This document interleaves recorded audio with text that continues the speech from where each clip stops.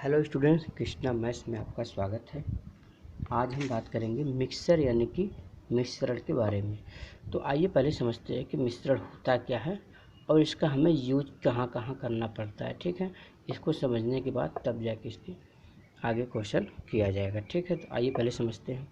देखिए, जनरली लोग क्या करते हैं, मिक्सर और एलिगेशन को एक ही समझ लेते हैं। देखिए, दिखने में लगभग सेम होते हैं, लेकिन कुछ बात अलग होती है। थोड़ा सा हम बात को समझते हैं। पहले मिक्सर क्या होता है और एलिगेशन क्या होता है, यानी मिश्रण क्या होता है, सम्मिश्रण क्या होता है। ठीक है, तो देखिए मिश्रण क्या होता है, पहले उसको समझते हैं। मिश्रण का कॉन्सेप्ट समझते हैं, मिश्रण क्या होता है। देखिए, जो मिश्रण होता है वो ये ऐसा होता है, जैसे देखिए मैं कह दूँ कि एक डिब्बे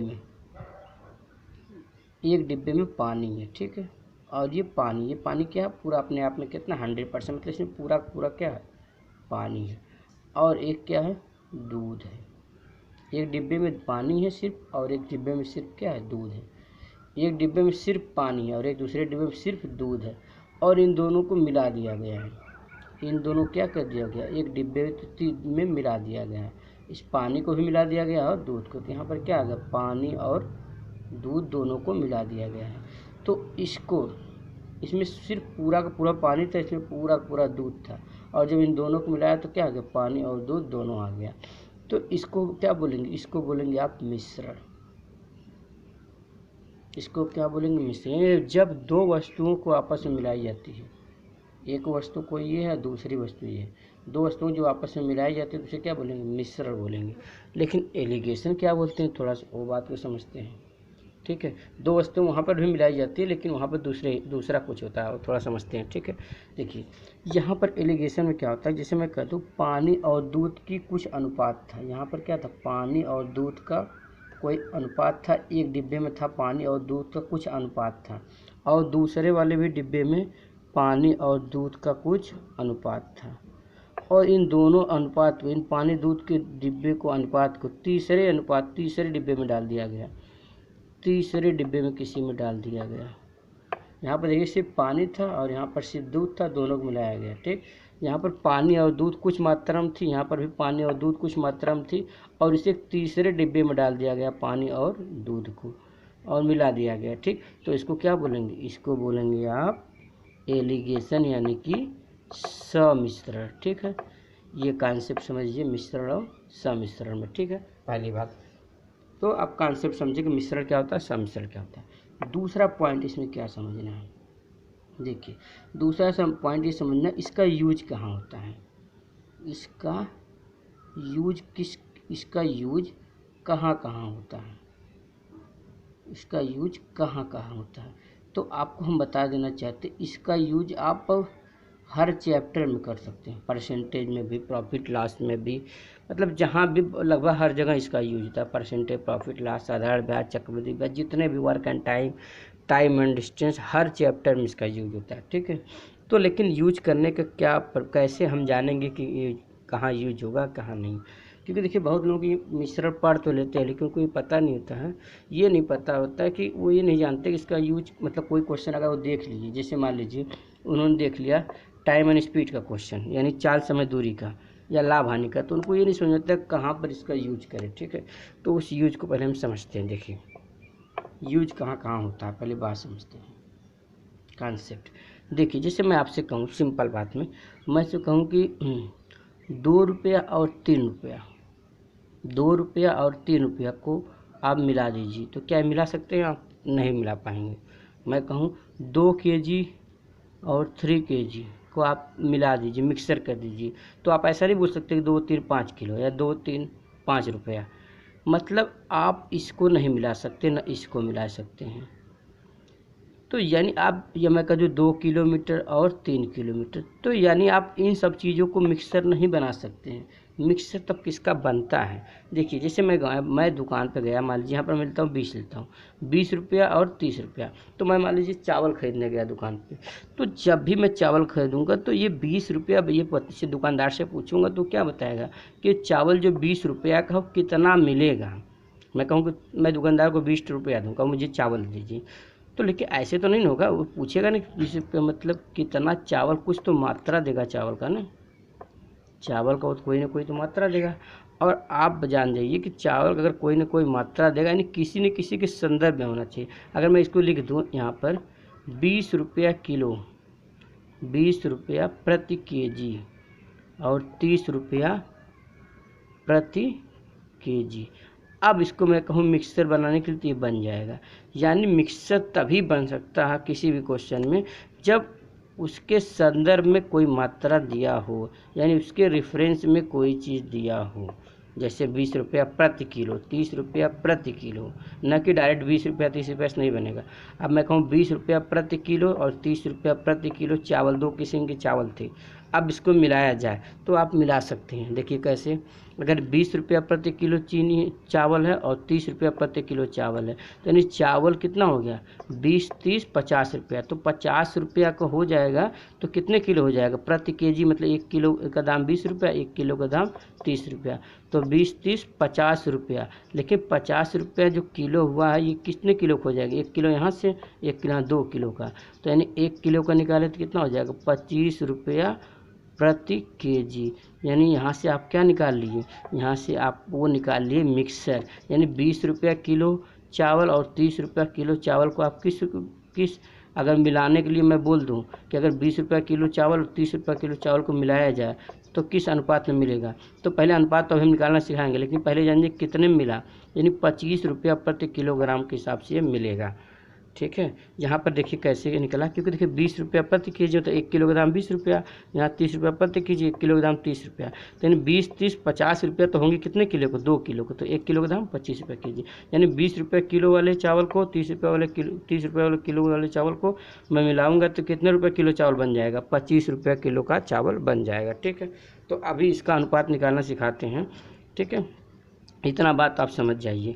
इसी प्रकार अगर मैं चाल समय दूरी वाले में क्वेश्चन में लगाऊं तो देखिए दूरी अगर खाली दिया रहेगा तब नहीं निकलेगा, समय निकलेगा नहीं, चाल दिया रहेगा निकल, क्योंकि चाल बाबा दूरी बटा समय, तो दूरी बटा समय इसलिए वहाँ पर निकल जाता है। ठीक है, और इसके बाद जब यहाँ पर जैसे मान लीजिए इसको मैं मिलाया 20 रुपया किलो वाला चावल मिलाया, 30 रुपया किलो वाला चावल मिलाया, तो यहाँ पर 25 रुपया किलो का चावल आ गया। लेकिन इसके बाद जब यहाँ पर अनुपात आता है, यहाँ पर जैसे मैं कहूँ 20 रुपया किलो चावल और 30 रुपया किलो वाले चावल को किस अनुपात में मिलाया जाए कि 25 रुपया प्रति किलोग्राम आ जाए, तो यहाँ पर जो अनुपात आता है वो कहाँ से आता है पहले ये समझिए। तो अनुपात जब भी आता है तो जो दिया रहता है, जैसे 20 रुपया किलो दिया 30 रुपया, उसके संदर्भ वाला आता है। संदर्भ मतलब जैसे 20 रुपया किलो 30 रुपया किलो, तो यहाँ पर रुपया नहीं आएगा, इसके जो संदर्भ है 20 रुपया केजी 30 रुपया केजी, तो यहाँ पर केजी आएगा और यहाँ पर भी केजी आएगा। जब इसको मिलाएंगे, जैसे मैं कहूँ इसको मिलाने का कॉन्सेप्ट अभी बता के तब बताता हूँ। ठीक है, तो देखिए मिलाने का कॉन्सेप्ट क्या होता है, फिर हल्का से बता देते हैं। जैसे मैं कहूँ अगर कोई चीज़ मुझे मिलाना है, यही बता देता हूँ। ठीक है, कोई चीज़ मुझे मिलाना है, वो यक्स किलो मतलब यक्स की कोई चीज़ है और एक वाई का चीज़ है, दो वस्तु, एक यक्स कोई वस्तु है और एक कोई वाई वस्तु, इसको हमें मिलाना है, मिक्स करना है। तो अगर मुझे जब भी मिक्स करना होगा तो हम यम ले लेते हैं। अगर इसको मिक्स करना होगा तो हमेशा क्या करते हैं, देखिए इधर से ऐसे आते हैं, ध्यान दीजिए, यहाँ से एक बार ऐसे आते हैं और एक बार यहाँ से ऐसे जाते हैं। ठीक है, तो घटा कैसे होता है, देखिए वाई माइनस यम होता है, वाई माइनस यम यहाँ से आ जाएगा और यहाँ से देखिए एक बार ऐसे आते हैं फिर ऐसे आते हैं, यम माइनस यक्स, ये इसका मिलाने का प्रोसेस होता है। यानी जब भी मिक्सर करेंगे तो हम ऐसे ही करेंगे, एक बार ऐसे मान लीजिए कोई यक्स की कोई चीज़ है या कोई फर्स्ट चीज़ है और यहाँ पर सेकंड चीज़ है, अगर उसको किसी मिलाना है तो यहाँ से एक बार एरो ऐसे लगाइए, यहाँ से यहाँ एक बार आना है तो वाई माइनस यम, फिर यहीं से ऊपर जाना है तो यम माइनस यक्स। इस अनुपात में हमेशा क्या करते हैं, हम मिलाते हैं। ठीक है, तो अगर मैं इसको मिलाने के लिए बोलूँ तो 20 रुपया किलो 30 रुपया किलो 25 रुपया किलो मिलाया गया, तो यहाँ पर देखिए 30 में से 25 गया 5 और 25 में से 20 गया 5, तो ये 1:1 आया। ये किसका संदर्भ में आता है, ये हमेशा केजी के संदर्भ में आता है। ठीक है, अब आते हैं कुछ क्वेश्चन प्रैक्टिस करते हैं। ठीक, चलिए क्वेश्चन प्रैक्टिस करते हैं, कुछ क्वेश्चन प्रैक्टिस कर लिया जाए।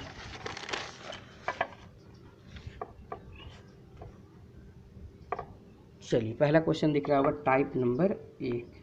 ठीक है, इसमें क्या होगा, जब दो वस्तुओं को आप मिलाएंगे। ठीक है, देखिए 12 रुपया प्रति किलो वाले चावल और 7 रुपया प्रति किलो वाले चावल को किस अनुपात में मिलाया जाए कि मिश्रण का मूल्य 8 रुपया प्रति किलोग्राम बन जाए। ठीक है, तो आइए अभी हमने मिलाने का नियम क्या बताया था कि अगर मान लीजिए कोई यक्स वाली चीज़ है और वाई वाली चीज़ है, इसको यम मतलब मिक्स करना हो तो हमेशा क्या होगा, वाई माइनस यम, और यहाँ से क्या हो जाएगा, यम माइनस यक्स। इसी अनुपात में आप मिलाएंगे, हमेशा ऐसे आया जाता है फिर ऐसे जाया जाता है। ठीक है, तो आइए देखते हैं।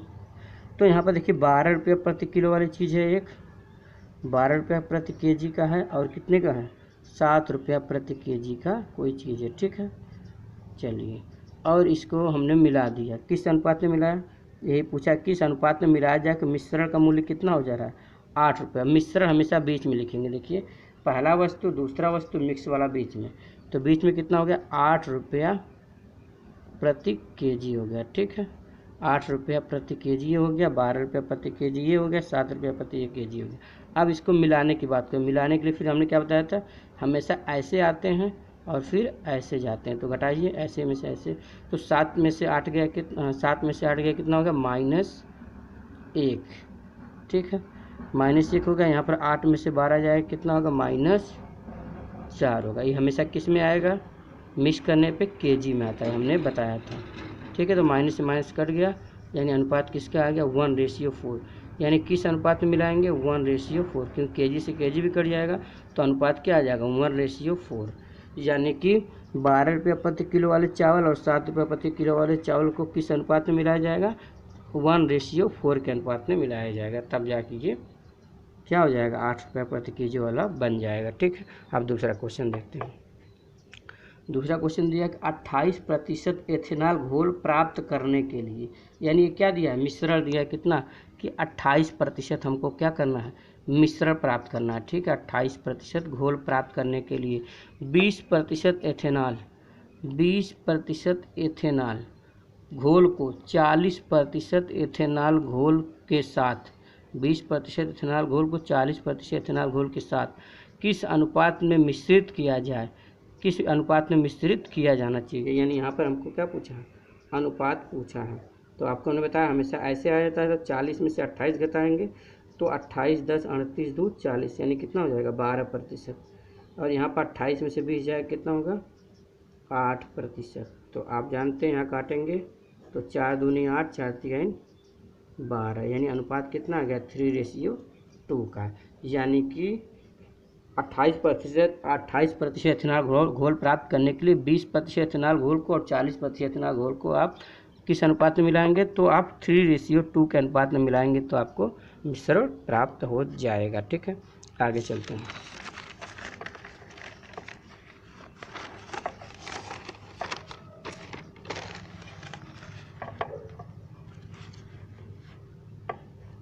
आइए टाइप नंबर 2 देखते हैं क्या है। या एक पंसारी, पंसारी का मतलब क्या होता है, जो किराने का दुकान होता है उसे पंसारी बोलते हैं। ठीक है, एक पंसारी 60 रुपया प्रति किलोग्राम चाय, एक पंसारी 60 रुपये प्रति किलोग्राम वाली चाय तथा 65 रुपया प्रति किलोग्राम वाली चाय को किस अनुपात में मिलाए ताकि मिश्रण 68 रुपया 20 प्रति किलोग्राम के भाव से बेचने पर 10% का लाभ हो जाए।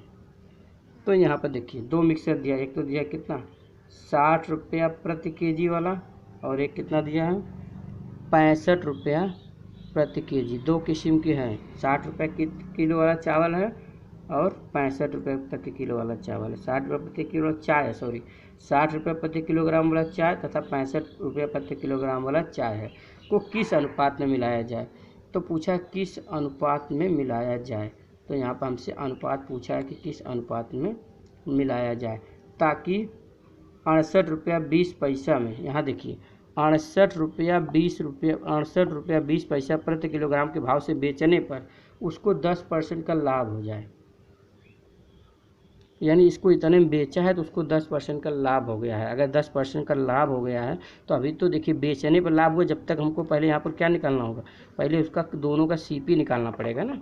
अगर इसका सीपी निकल जाएगा तभी तो 60 रुपये किलोग्राम वाला 65 रुपये किलोग्राम चावल को मिलाएंगे तो इसका अनुपात निकलेगा। पहले तो ये पता चलना चाहिए कि उसने कितने में ख़रीदा होगा, तभी तो उसका अनुपात निकलेगा। तो 68 रुपया 20 पैसा प्रति केजी कब हो गया, जब 10% का लाभ हुआ।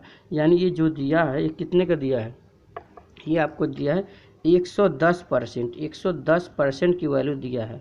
10% लाभ का मतलब क्या? अगर 100% कास्ट प्राइस रहा होगा, कास्ट प्राइस अगर 100% रहा होगा तो सेलिंग प्राइस कितना होगा? 10% लाभ यानी 110%। तो 110% बराबर दिया 68 रुपया 20 पैसा। तो पहले तो इसको हमें निकालना पड़ेगा 100% का। तो अगर आप 100% का जब निकालेंगे तो आप जानते हैं, अगर 100% का यहाँ से मैं डायरेक्ट निकाल लूँ तो आपको कुछ नहीं करना, 68/20 बट 110 और गुणे 100 से करेंगे। तो यहाँ से जब करेंगे तो यहाँ पर 2 अंक पे दशमलव लगा, यहाँ 100 ही तो कट जाएगा। तो यहाँ से क्या होगा फाइनली आपका, यहाँ से जो आपको होगा 68/110 होगा, और इसी से काट देंगे, यहाँ से इसको काटेंगे तो 11 छक्का 66 बचेगा 2 और 22 11 दूनी 22, यानी कि 62 रुपया प्रति किलोग्राम में ये क्या हो जाएगा? मिक्स हो जाएगा। 62 रुपया प्रति किलोग्राम के हिसाब से इसका, क्योंकि 100% हमने निकाला क्या इसका CP, यानी 62 रुपया प्रति किलोग्राम के हिसाब से वो खरीदा गया था। तो यहाँ पर लिख दीजिए मिक्स वाला कितना था? 62 रुपया प्रति kg वाला मिक्स वाला था। ठीक है, तो अब क्या हो गया? बस वही काम, 65 में से 62 गया, कितना हो गया? 3 हो गया, और 62 में से 60 जाएगा तो कितना होगा? 2 हो गया। और ये किस में आता है? kg में आता है, लेकिन kg में आएगा तो ठीक है, लेकिन ये तो kg से kg कट जाएगा। तो यानी पूछा अनुपात कितना हो गया, तो ये अनुपात किसका आएगा? 3:2 का अनुपात है, 3:2 का अनुपात आएगा। ठीक है, बस समझने वाली बात यही थी कि इसको देखिए, जब इसको बेच दिया तो उसके बाद उसको 10% का लाभ हुआ था, तो इसीलिए पहले क्रय मूल्य पे हमें जाना था, इसलिए हमने ऐसे किया। ठीक है, दूसरा क्वेश्चन देख लेते हैं, ज़्यादा समझ में आ जाएगा। चलिए, 55 रुपये प्रति किलोग्राम, थोड़ा सा ऊपर ले लीजिए, 55 रुपये प्रति किलोग्राम और 70 रुपये प्रति किलोग्राम दो वस्तुओं को किस अनुपात में मिलाया जाए कि मिश्रण 54 रुपये प्रति किलोग्राम की दर से 54 रुपये प्रति किलोग्राम दर से बेचने पर 10% की हानि। देखिए यहाँ पर दिया था बेचने पर 10% का लाभ हो रहा है, तो 110% किए थे, यहाँ पर 10% की हानि हो रहा है। जब 54 रुपये प्रति किलोग्राम की दर से बेच रहा है, 10% क्या हो रहा है? हानि हो रहा है। तो अगर 10% का हानि हो रहा है, इसका मतलब 90% बराबर दिया है कितना? 54। तो 9 दहा में 90 और 9 छक्का 54, 10% बराबर 6, तो 100% कितना हो जाएगा? 60 हो जाएगा, क्योंकि इसका 10 का 10 गुना 100 होता है, 6 का 10 गुना 60। तो यानी कि जो उसका कास्ट प्राइस रहा होगा वो 60 रुपया क्या रहा होगा?